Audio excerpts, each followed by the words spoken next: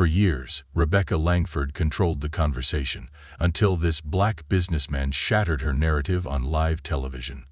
The clip spread like wildfire. Millions watched as Rebecca Langford, host of the Langford Report, sat frozen on live television, struggling to find the words to save herself. Just moments earlier, she had been in control, smug, confident, playing the role she had perfected over the years. But now, the mask had slipped, and all it took was Isaiah Brooks, a businessman she had underestimated, calmly laying out the truth in a way no one could ignore. For years, the Langford Report had thrived on controversy. Rebecca had built her career on telling it like it is, though what that really meant was dismissing any conversation about systemic inequality. She had a formula: invite guests with opposing views, mock their perspectives, and reinforce what her audience wanted to hear. It worked. Ratings soared. Sponsors lined up. Her words shaped public discourse, fueling debates long after the cameras stopped rolling. But something was different about this night. Isaiah wasn't just another guest. He wasn't a politician looking for votes, nor an academic buried in statistics. He was a self-made businessman from Indianapolis, a man who had built his wealth in the tech industry despite every obstacle thrown his way. His story wasn't abstract, it was lived experience, and when Rebecca welcomed him onto her show, she believed she could twist that experience to fit her usual narrative. "Welcome, Isaiah," she said, offering a rehearsed smile. "I have to say, it's refreshing to see someone who didn't let excuses hold them back." Isaiah didn't flinch. He had seen this tactic before: led with a compliment, then pivot into something designed to undermine. "I appreciate the invitation, Rebecca," he replied, his voice even. Looking forward to the conversation, Rebecca leaned in, already setting the stage. "You built your company from the ground up. No handouts, no shortcuts. Would you say that's proof that anyone can make it if they just work hard enough?" The audience clapped, her loyal viewers already nodding along. But Isaiah didn't bite. "I'd say my story proves a lot of things," he answered, measured. "Hard work matters, but so do the obstacles in the way. The real question is, why do some people have to work twice as hard for the same opportunities?" Rebecca smirked. "Come on now, Isaiah. We hear that argument all the time, but you're living proof that success is possible. If you made it, what's stopping anyone else?" And just like that, the game had begun. But Rebecca had no idea that tonight, she was the one about to be exposed. Isaiah knew exactly what Rebecca was doing. He had seen it before. Reduce an entire system of inequality to a single success story, then use it as proof that the system wasn't broken at all. It was an old trick. But he wasn't here to play along. He adjusted his posture, his expression calm but firm. "Rebecca, I appreciate the compliment, but let's be real. If one person makes it across a broken bridge, that doesn't mean the bridge isn't broken. It just means they got across, despite the danger." Rebecca let out a short laugh, tilting her head as if Isaiah had just proven her point. "So you're saying the bridge is broken? Because I look around and I see a lot of successful people who worked hard to get where they are." Isaiah nodded. "You do. And do you know what most of them will tell you? That the climb was steeper for some than for others." He turned slightly, looking toward the audience. "Imagine two runners at the starting line. One is on a smooth track. The other, they've got hurdles in front of them.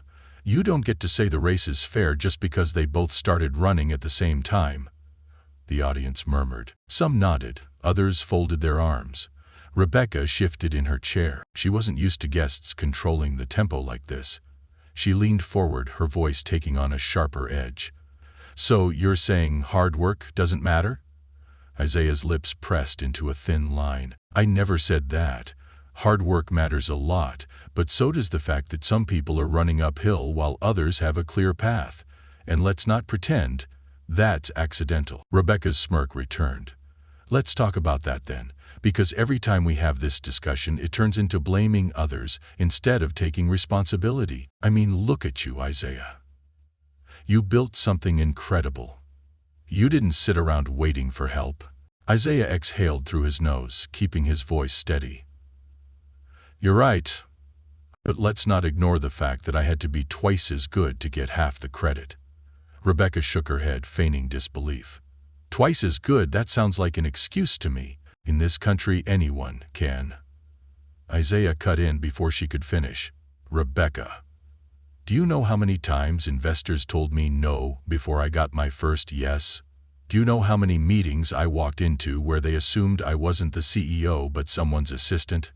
I had to work harder, talk smarter, and prove myself, over and over, just to get through doors that were already open for others. A murmur rippled through the audience again. Rebecca noticed. She straightened her back, trying to maintain her composure. Well, maybe that's just part of business. Everyone has to work hard.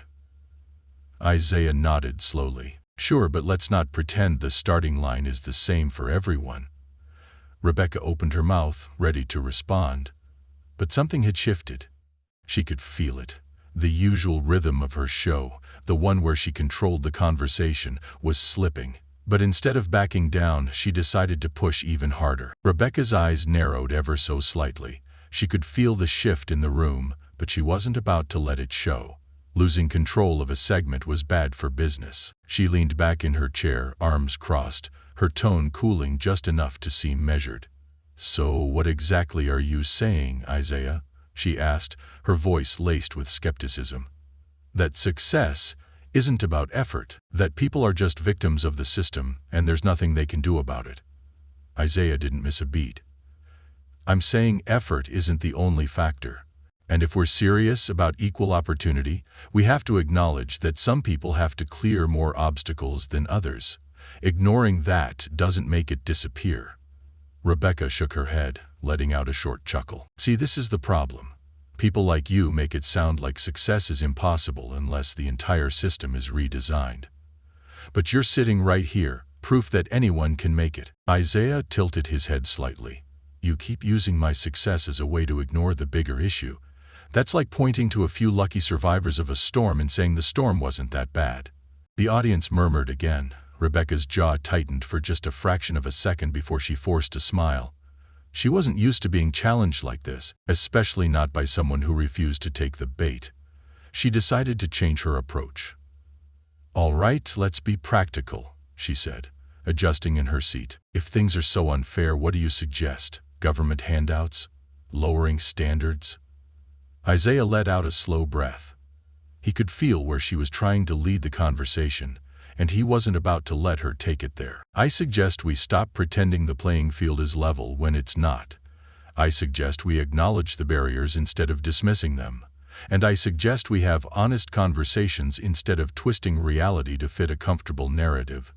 Rebecca's smile faltered just for a second. She could feel herself slipping. But she wasn't done yet. She leaned forward again, her voice taking on that authoritative tone she had mastered over the years.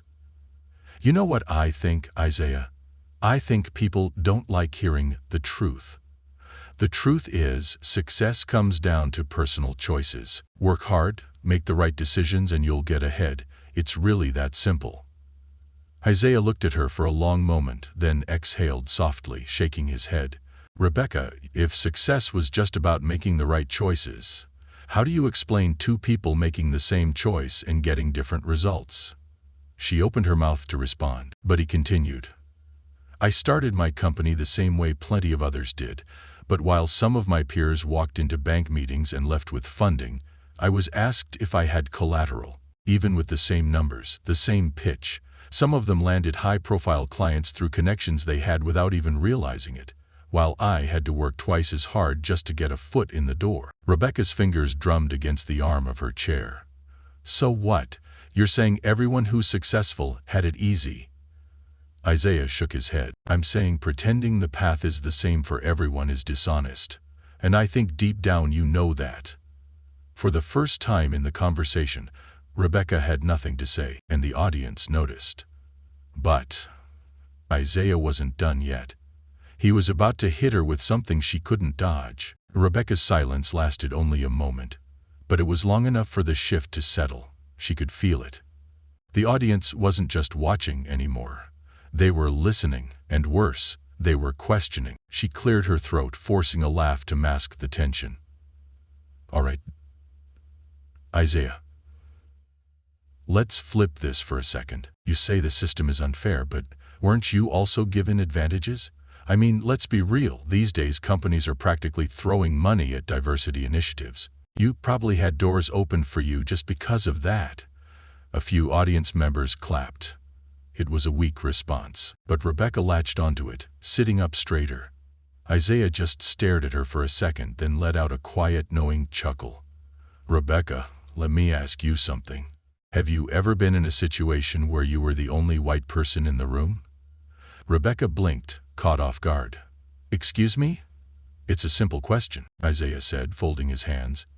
Have you ever walked into a meeting, a conference, or an event, and realized that everyone else in that room was different from you, and that they had already decided what you were capable of before you even spoke? Rebecca hesitated. That's not the same thing, isn't it? Isaiah countered. Because that's my reality. Every room I walked into, I had to prove I wasn't just there because of a diversity quota. I had to work twice as hard just to be seen as equal. Rebecca opened her mouth to respond, but Isaiah wasn't done. And since we're talking about advantages, let's talk about yours. The air in the studio tightened. Rebecca's smirk faltered, but she forced it back. Excuse me. Isaiah leaned forward, his voice steady. Let's talk about how you built your career, about the opportunities you had because of where you grew up, the connections you had, the assumptions people made about you before you even said a word. Let's talk about how you've dismissed conversations like this for years, yet you personally benefited from the very systems you claim don't exist. Rebecca's expression darkened. That's ridiculous. Isaiah didn't flinch. Is it? Because I did some research, Rebecca. She stiffened. You've spent years telling people that privilege isn't real. But here's the funny thing. You got your first media job because your father was friends with the station manager? The audience let out a low murmur. Rebecca's lips parted slightly, but no words came out. Isaiah continued. That's not to say you didn't work hard, but let's be honest. Do you really think you would have gotten that job if you had no connections? If your name didn't carry weight? If you had to prove yourself to a room full of people who already assumed you didn't belong? Rebecca's face was unreadable, but her hands were gripping the arms of her chair. Isaiah turned slightly, addressing the audience. See, that's the thing about privilege. It's not about whether you struggled. It's about the fact that some people get a head start without even realizing it. And the moment you bring it up, they get uncomfortable. The studio was silent. Rebecca was silent. But silence wouldn't save her now, because the world was already watching. Rebecca's face was carefully composed, but anyone paying attention could see the tension in her jaw, the stiffness in her shoulders.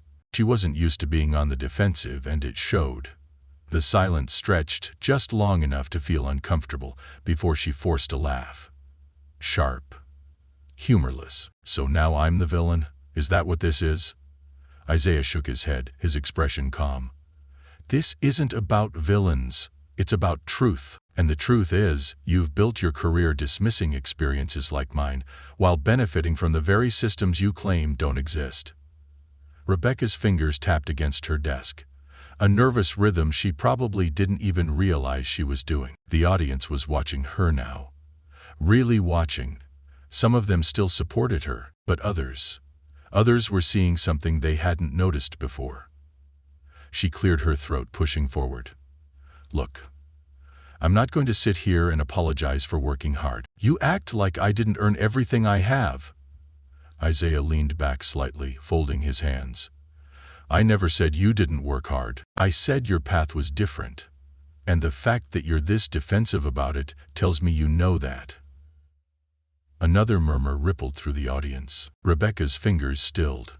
For the first time in her career, the conversation wasn't bending to her will. And then, just as she was about to regain her footing, the moment that changed everything happened.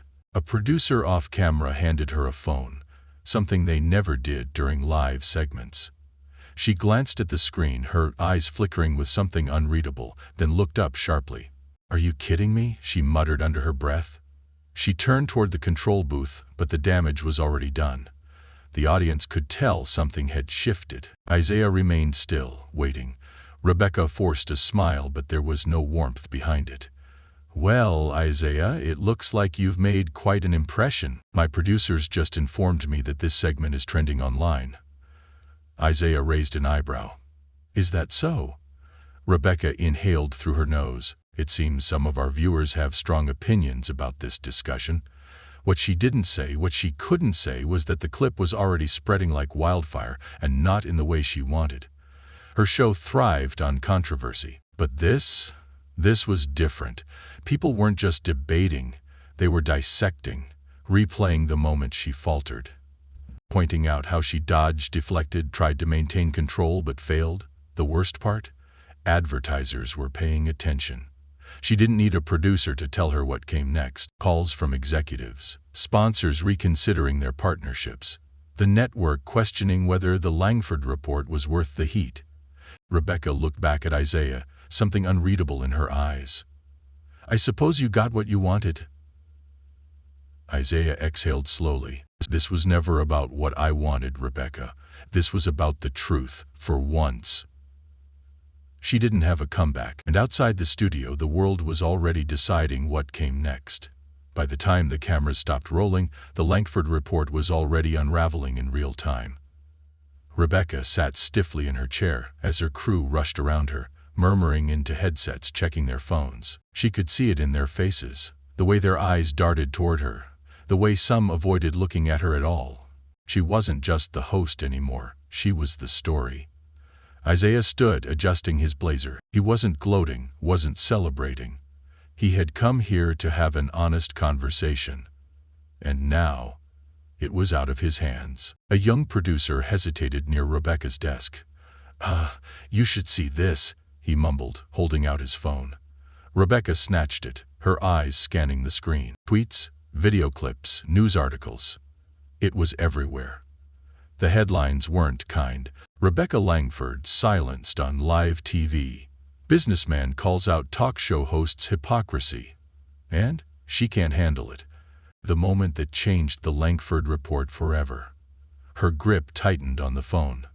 "This is ridiculous," she muttered, standing abruptly. But it wasn't ridiculous. It was real. Her usual supporters, the audience she had carefully cultivated over the years, were split. Some defended her, insisting she had been ambushed. But others were seeing what they had ignored before. That she hadn't debated Isaiah. She had deflected, dodged, and when she lost control, she got defensive. Even worse, the sponsors were pulling out. Her producer hesitated before speaking again. "Two of our biggest advertisers just called. They're reconsidering their contracts." Rebecca's heart pounded. "They wouldn't." "They would," he corrected. "They are." She didn't hear the rest. She stormed off set, phone in hand, scrolling through the avalanche of reactions. Isaiah, meanwhile, walked calmly toward the exit, shaking hands with one of the crew members. He had done what he came here to do, not to destroy Rebecca, not to win an argument, but to expose something bigger. A reporter caught him just as he stepped outside. "Mr. Brooks, any comment on what happened tonight?" Isaiah paused, thoughtful. Then he said, "It was never about me versus her. It was about whether or not people are willing to hear the truth, even when it makes them uncomfortable." The clip of that response went viral too. And Rebecca? She spent the next few days watching her empire crumble. She tried damage control, released a carefully worded statement about productive discourse and different perspectives, but people weren't buying it. She had built her career shutting down conversations like the one she had just lost, and now the world was watching her face the consequences. Because when the truth finally breaks through, no amount of spin can put it back in the box.